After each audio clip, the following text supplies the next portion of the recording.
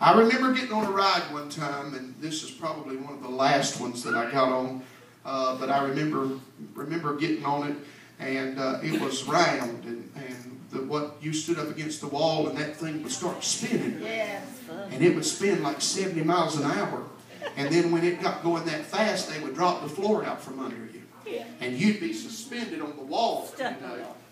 You'd be stuck on the wall, and I remember so prevalently thinking, Lord, if I ever get off of this thing, I'll never get back on again. And I made the statement to the man that was in control of the ride, stop this ride, I want to get off.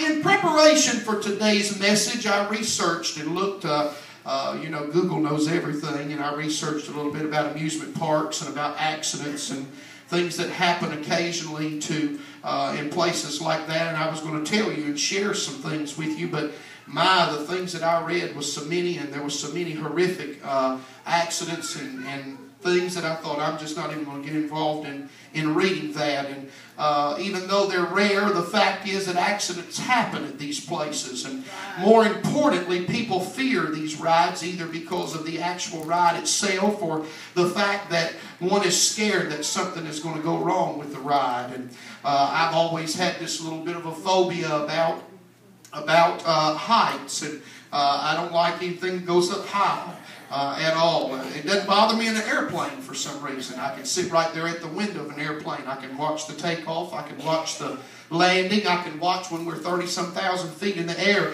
and look down, and that doesn't bother me at all. But if I was in not an enclosed thing and I was up high, I know when we went to Israel, we got in some areas that was very, very high with steps, and you could see down the steps to the bottom, and got real jittery and almost come very close to even passing out, it seemed like, because I got just so nervous about it. But there's just some things that scare people, and if you hang around places like that we're talking about today very much, and hope you don't, but if you do, you're going to hear the statement, stop this ride, I want to get off. And I wonder today, as I begin to preach this message to you and deliver my heart to you today, if you've ever felt that way about life itself. You know, life sometimes is a ride. Sometimes it's a good ride.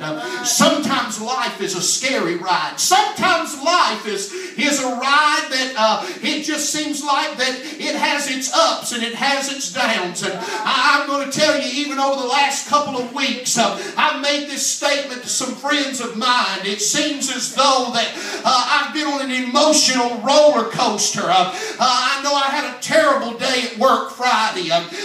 Several times I even had to get up and leave the office and just get out from away from everybody and away from everything. And I made this statement Friday evening. I said, if tears are a language that God understands, I've been communicating a lot with Him Friday, because there were several times during the day Friday that I had to go somewhere and conceal myself and shed some tears because of this ride that's called life. I want you to know it's real today, saints of God.